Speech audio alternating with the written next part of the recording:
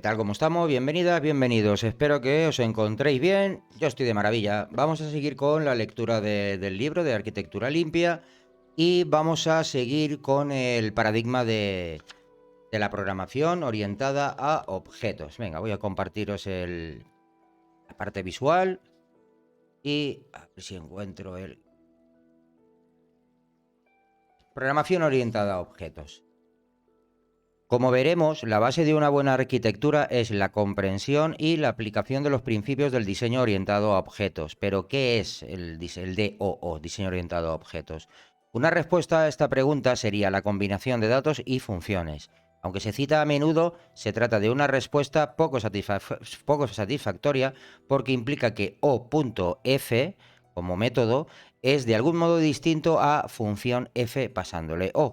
Esto es absurdo. Los programadores han estado pasando estructuras de datos a funciones desde mucho antes de 1966, cuando Dahl y Nigar movieron el marco de la pila de invocaciones a funciones e inventaron el diseño orientado a objetos.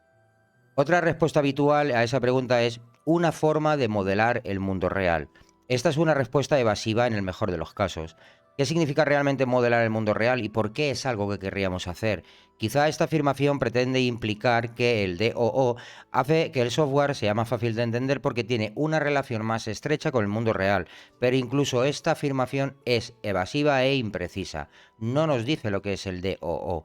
Algunas personas utilizan tres palabras mágicas para explicar la naturaleza del DOO: encapsulación, herencia y polimorfismo. La implicación es que el DOO es la combinación adecuada de estas tres cosas, o al menos que un lenguaje OO orientado a objetos debe soportar estos tres elementos. Examinaremos cada uno de ellos en detalle. Vale. Vamos a ir viéndolos un poquito. Voy a poneros directamente el snippet el trocito de código y veamos. La razón por la que se cita la encapsulación como parte de la definición del paradigma de objetos es que los lenguajes de objetos ofrecen una encapsulación sencilla y efectiva de datos y función. Como resultado, una línea se puede basar en un grupo cohesionado de datos y funciones. Fuera de esa línea, la información se oculta y solo algunas de las funciones son conocidas. Vemos este concepto en acción como los miembros de datos privados y las funciones de miembros públicas de una clase. La idea, desde luego, no es exclusiva del diseño orientado a objetos. De hecho, teníamos una encapsulación perfecta en C. Observe este sencillo programa en C. Estamos viendo aquí, ¿no? El point.h, esta cabecera, y este código de fuente de C. Vale. Los usuarios de point.h no tienen acceso a los miembros de struct.point. Pueden invocar la función makePoint y la función distance, pero no conocen en absoluto la implementación de la estructura de datos point ni de las funciones. Esto es una encapsulación perfecta en un lenguaje distinto al orientado a objetos. Los programadores de C solían hacer este tipo de cosas constantemente. Después declararíamos estructuras de datos y funciones en archivos de encabezado y después los implementaríamos en archivos de implementación. Nuestros usuarios nunca tuvieron acceso a los elementos de esos archivos de implementación. Y estamos hablando de C, ¿eh? Poco después llegó el paradigma de objetos, en la forma de C++, y la perfecta encapsulación de C se rompió. Por razones técnicas, el compilador de C++ necesitaba que las variables miembros de una clase se declaren en el archivo de encabezado de esa clase, de modo que su programa point cambia para tener este aspecto. Ahora vamos a verlo con clases. Los clientes del archivo de encabezado point.h conocen las variables miembro X e Y. El compilador evitará el acceso a ellas, pero el cliente sabe que existen. Por ejemplo, si esos nombres de miembro se cambian, el archivo point.cc debe volverse a compilar. La encapsulación se ha roto. De hecho, la forma en la que la encapsulación se repara parcialmente es introduciendo la palabra clave public, private y protect en el lenguaje, ¿no? Lo que son modificadores de acceso. Esto, sin embargo, es una alteración del código necesario para la necesidad técnica de que el compilador vea esas variables en el archivo de encabezado. Java y C# evitaron por completo la división encabezado e implementación, debilitando de este modo aún más la encapsulación. En estos lenguajes es imposible separar la declaración y la definición de una clase. Por este motivo es difícil aceptar que lenguajes orientado a objetos dependa de una sola encapsulación. De hecho, muchos lenguajes OO apenas tienen encapsulación forzosa o no tienen en absoluto. Desde luego, el OO depende de la idea de que los programadores se comportan lo suficientemente bien como para no eludir datos encapsulados. Aún así, los lenguajes que afirman ofrecer OO, orientado a objetos, solo han debilitado la que fue la encapsulación perfecta que disfrutamos en C. Todo repasito, ¿no? Vamos con la herencia. Aunque los lenguajes OO no nos brindan una encapsulación mejor, desde luego nos aportaron la herencia. Bueno, más o menos. La herencia es la redeclaración de un grupo de variables y funciones dentro de un ámbito de inclusión. Esto es algo que los programadores de C podían hacer de forma manual mucho antes de que existiera un lenguaje OO. Observe este añadido a nuestro programa point.h original. Ahí lo vemos. Y nametPoint main.c. Y observa con detenimiento el programa main, verá que la estructura de datos nametPoint actúa como si fuera un derivado de la estructura de datos point. Esto es debido a que el orden de los dos primeros campos en nametPoint es el mismo que point. En resumen, nametPoint puede disfrazarse como point porque nametPoint es un superconjunto puro de point y mantiene el orden de los miembros que corresponden a point. Vale. Este tipo de trucos eran práctica habitual de los programadores antes de la llegada del lenguaje OO. De hecho, este es el truco de C++ para implementar la herencia simple. Por eso, debemos decir que teníamos un tipo de herencia mucho antes de que se inventaran los lenguajes OO, como la encapsulación. Aunque esta afirmación no es del todo cierta, teníamos un truco, pero no era ni de lejos tan práctico como una herencia real. Además, la herencia múltiple es mucho más difícil de lograr con este truco. Observe también que main.c, ahí lo tenemos, tuve que convertir las instrucciones namePoint a point. En un lenguaje OO real, dicha conversión sería implícita. Cabe señalar que, aunque los lenguajes OO no nos ofrecieron nada nuevo, hicieron que el enmascaramiento de estructura de datos fuera mucho más práctica. En resumen, no podemos darle puntos a OO por la encapsulación y quizá medio punto por la herencia. Hasta el momento no es una buena puntuación, pero hay otro atributo a tener en cuenta, ¿no? Para mí la magia de los lenguajes orientados a objetos. El polimorfismo. Vale. ¿Teníamos conducta polimórfica antes de los lenguajes OO? Por supuesto. Observe este sencillo programa de C. Fijaros. Vale. La función getChar lee de stdin, pero ¿qué dispositivo es stdin? La función putChar escribe en stdout, pero ¿qué dispositivo es stdout? Estas funciones son polimórficas, su comportamiento depende de stdin o stdout, ¿no? Como estamos viendo aquí, stdin, lo tenemos.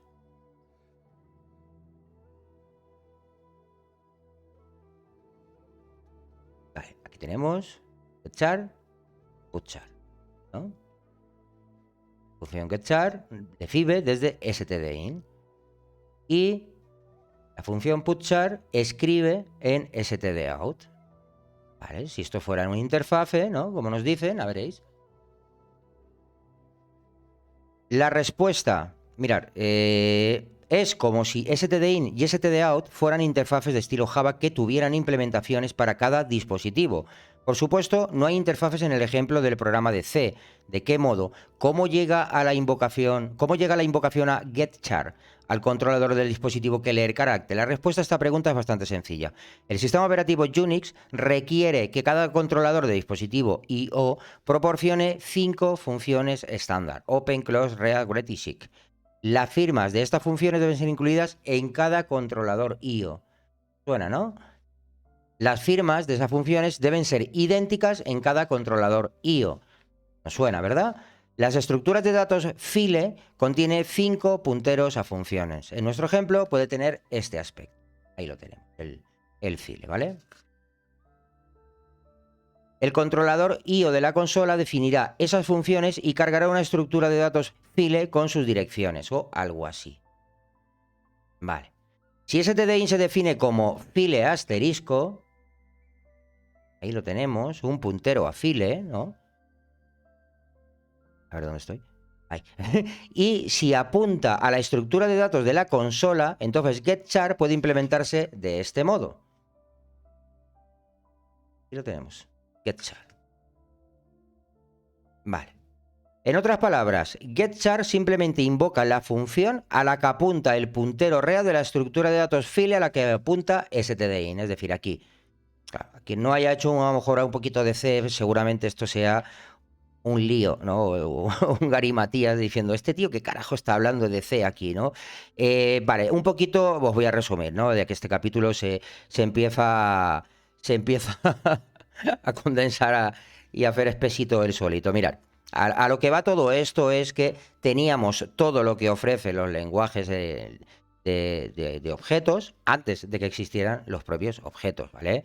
En C++, por ejemplo, cada función virtual dentro de una clase tiene un puntero en una tabla llamada vtable y todas las invocaciones a funciones virtuales pasan por esa tabla. Los constructores de derivadas cargan sus versiones de esas funciones en la vtable del objeto que se está creando. La conclusión es que el polimorfismo es una aplicación de punteros a funciones antes de que existieran los lenguajes de objetos. Estamos hablando de C.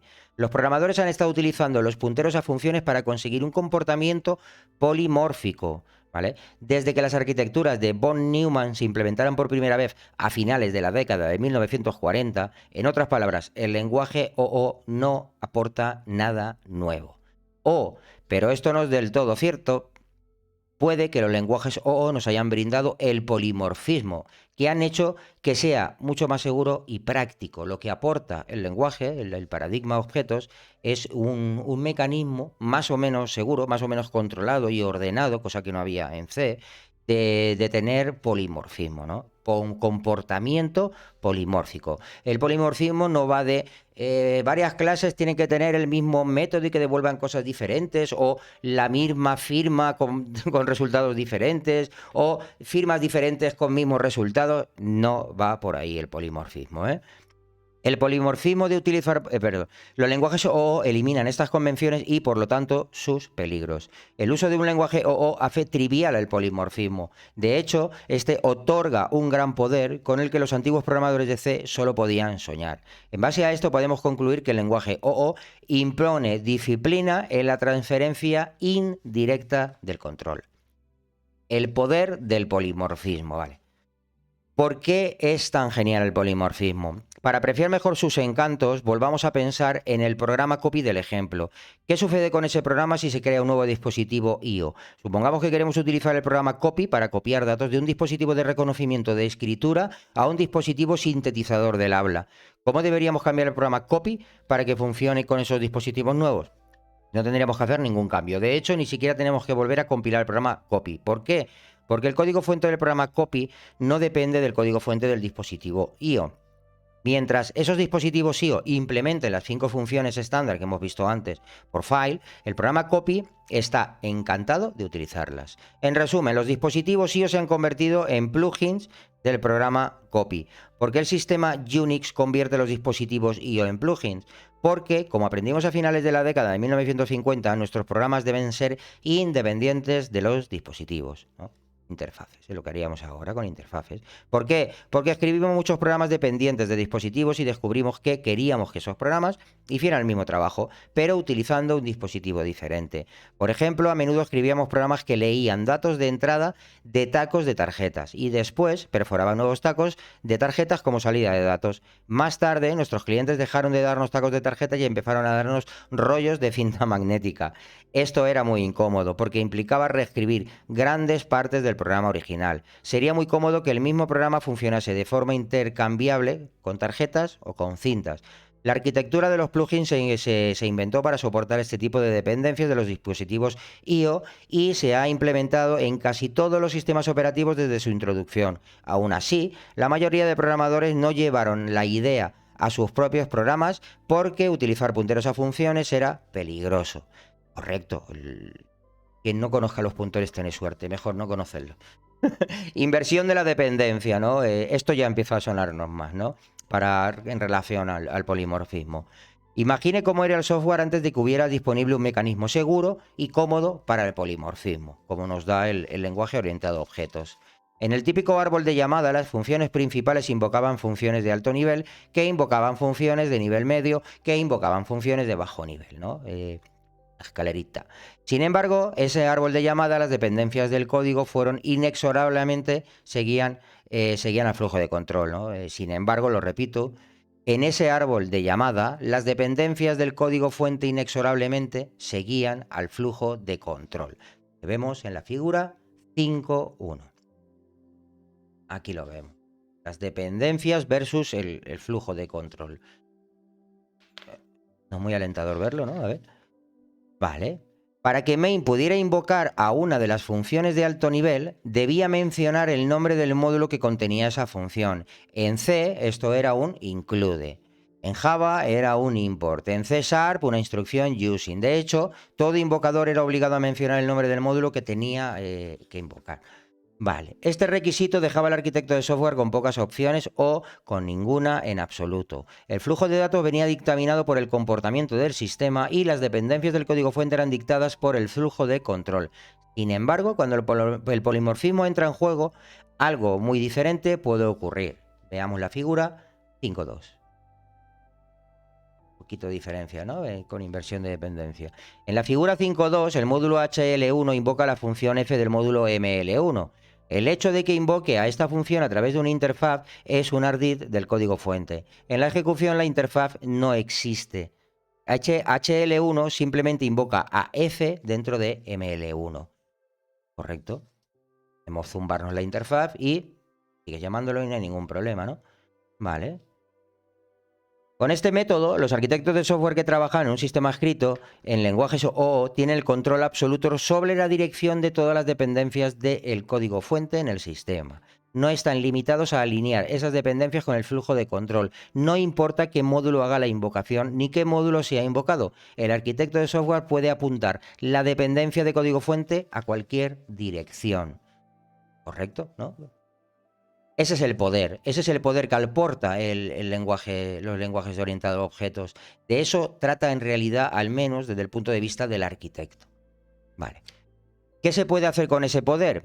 Como ejemplo, puede organizar o reorganizar las dependencias del código fuente de su sistema de modo que la base de datos y la interfaz de usuario dependan de las reglas de negocio y no al revés, ¿no? Nunca hay que depender de una concreción, siempre hay que depender de abstracciones, ¿no? Vale, en consecuencia, las reglas de negocio, la UI y la base de datos, se pueden compilar en 3 componentes separados o unidades de implementación. Archivo jar, DLLs, gem, lo que sea, que tienen las mismas dependencias que el código fuente.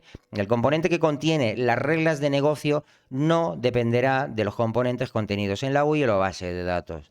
Esto nos suena mucho en arquitecturas por capas, ¿no? Cuando tenemos la separación típica de infraestructura, aplicación y dominio.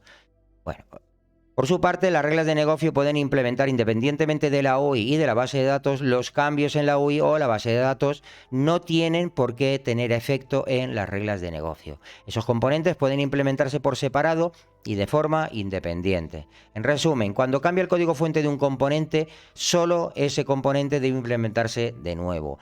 Esto es la implementación independiente. Vale. Si los módulos de su sistema se pueden implementar de forma independiente, también podrán implementarlo distintos equipos de forma independiente. Esto es la capacidad de desarrollo independiente. Conclusión. Vamos con la conclusión porque espeso ha sido esto un rato, ¿verdad? ¿Qué es el diseño orientado a objetos? Hay muchas opiniones y muchas respuestas a esta pregunta. No obstante, para el arquitecto de software la respuesta está clara. El diseño orientado a objeto es la capacidad, mediante el uso de polimorfismo, de obtener el control total sobre las dependencias del código fuente del sistema. Permite al arquitecto crear una arquitectura de plugins en la que los módulos que contienen políticas de alto nivel y son independientes de los módulos que contienen detalles de bajo nivel. Los detalles de bajo nivel se relegan a los módulos del plugin que pueden implementar y desarrollar de forma independiente respecto a los módulos que contienen políticas de alto nivel. Wow, espero que por lo menos os llevéis media leccioncita o una leccioncita de aquí, porque creo que habría que leerlo más veces. Yo me lo he leído ya, no sé, muchas veces. Pero es lo que os decía, ¿no? Este autor a veces, opeta, pues utiliza una forma de explicar las cosas que parece que necesite ser científico de la NASA o algo, pero bueno, al fin y al cabo todo se resume de una manera muy sencilla, ¿no? El poder que nos aporta, ¿no? El paradigma de la programación orientada a objetos es la capacidad mediante el polimorfismo de poder tener un control absoluto sobre las direcciones que va a tomar nuestro código, ¿vale? De una manera más o menos segura. Hemos visto también la herencia, hemos visto también la encapsulación, pero vemos que esas cosas nos vienen de los paradigmas, de otros paradigmas, ¿vale? No es nada nuevo, esto ya existía, pero junto esas tres cositas juntas hicieron que el paradigma de programación orientada a objetos, pues ello, nos dé unos mecanismos para ordenar, separar funcionalidad, responsabilidad, pues de una manera bastante práctica y bastante guay, ¿no? De todas maneras, oye, si a mí me han quedado un millón de dudas, ¿eh? Si hace falta se lee más veces, ¿eh? Y más lento, no hay ningún problema. Bueno, vamos a continuar en breve. Un saludote, encantado, chao, chao.